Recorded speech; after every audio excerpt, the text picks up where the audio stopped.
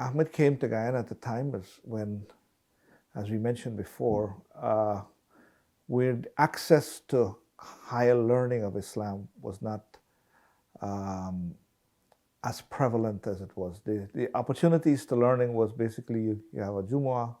There were a few Islamic organizations that was offering some classes and courses, but by and large, Muslims were not oriented to go and study or had any desire to do that. Ahmed brought many things to Guyana as a result of that. Number one, the idea that you should live your life 24/7 as a Muslim and comfortably do so. The idea that we should revolve our Islam first and then revolve the rest of our lifestyle around our religion. And so he was able to convince a lot of young people that, look, pick Islam first as your primary way of living and then wrap your career and your profession around it. And so for a lot of the brothers and sisters, they had their regular jobs, but when you look at them, they were available and they made those sacrifices to be involved and around for classes and camps, and some of them took time off when you have courses. It's because they understood that this was my primary way of living. And it became kind of so natural. Ahmed brought to us that in the morning the emphasis on dhikr, you must say a tasbih before the salah, the idea of getting up every night and praying tahajjud. I went to his house and I saw that, in his life. So we get to see what the man said he did. Incorporating in our halakas, tahajjud and fasting, and and the emphasis on memorizing the Quran, reading the Quran, was things that was done to train us to slowly move to what Islam was asking and how the personality should behave and so on.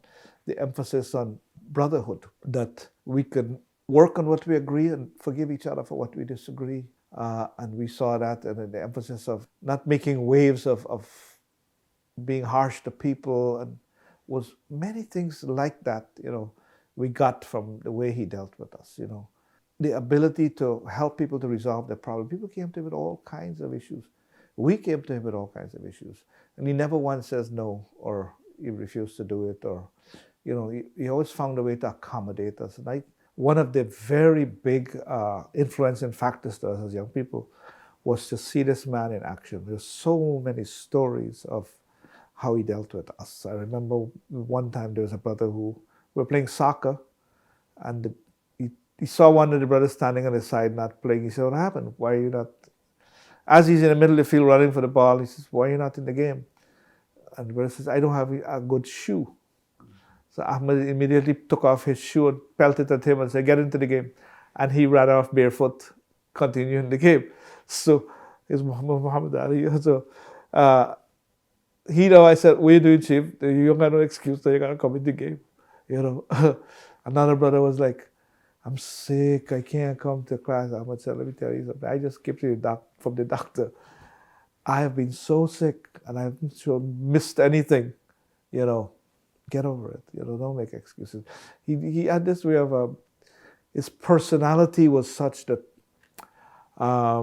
you became in awe of this man, especially how he laughed and talked and slept with us at the camp, and he listened to Arabic music and in his cassette and tape, and we would get introduced to that. He would also distribute Quranic surahs or tapes and give to the brothers.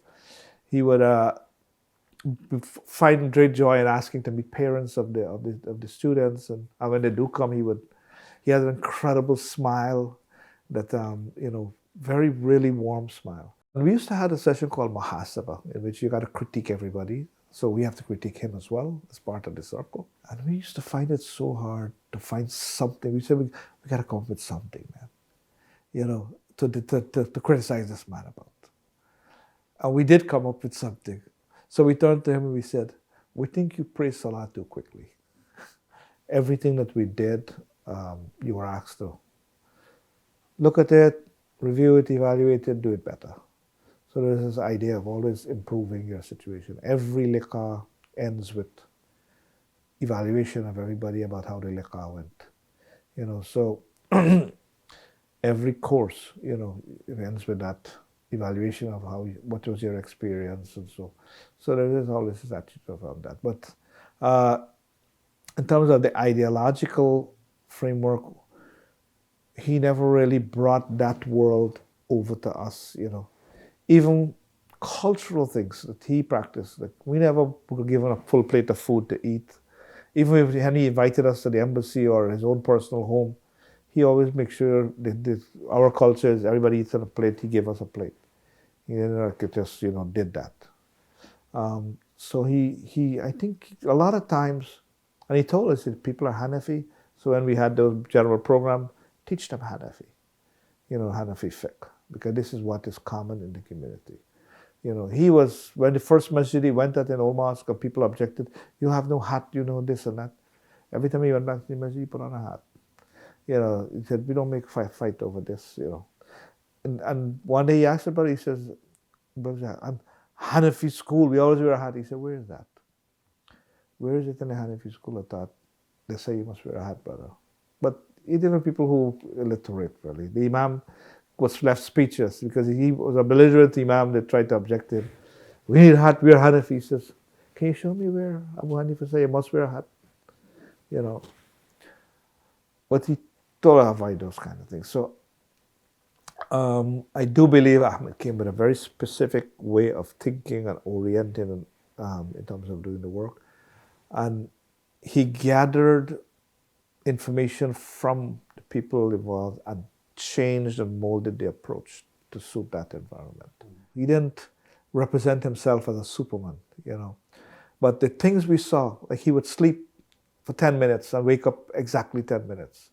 He would, in the camp he said, I'm taking a 10-minute nap. And we're watching him, and after 10 minutes, he just jumps up, right? And he said, how do you do that? How do you train yourself to sleep and wake up like this, So those are things we found extraordinary, what kind of discipline this is. Never being late, don't forget anything he promised you. Any promise, he just delivers on them. If you ask silly questions, I remember I asked him a question, and he sometimes, like I said, putting your hand this way, different ways, which one is right? He laughed and said, whatever way you do it, it's okay. There are sometimes when he would try to explain a concept and his wife would actually step in and correct him and says, no, actually it was this here, you forget this piece or something. So she would interject because she would sit in a circle, the circle we had at his house, which was with the leadership, very close few brothers. She would sit on the side and be part of that circle. So she would at times also participate and tell him, no, that you made a mistake with this concept, it's this way. His personal example was a great deal for us. Like a lot of us wear beard. I've never recalled having a session where he actually said it's sunnah to wear the beard or anything like that, right? We just naturally did it. One of the things he didn't allow us to do was to criticize other Muslims or other organizations. And he said, the issue of criticizing other Muslims, we're not doing that. The issue of defending our work from attacks, that should be left to me, the leadership. That you brothers, we don't want you to get involved in responding to criticism, let us deal with it. You focus on doing the work, right? Don't focus on getting involved in these. If you hear somebody attack what we're doing or criticize, just let me know, and we will handle it. I remember one time we had a meeting. Brother used to come late, and so his brother came late, and he told the brother, he says, you can't come in the meeting. If you could sit outside the meeting, and when we finish, then after we had the meeting, he's listening and he's hearing. He's not allowed to participate, not allowed to enter the meeting. And when the meeting finished, he called him and said, you're going to serve the brothers their snacks. He never came back late after that. I remember Dawood one time, he was supposed to go to Burmese, and his car got punctured, and he didn't go. Ahmad was really upset. Ahmad said, if it was me, I would have parked the car, take a taxi and go. It was critical you go there. The brothers and sisters were gathered to meet you. So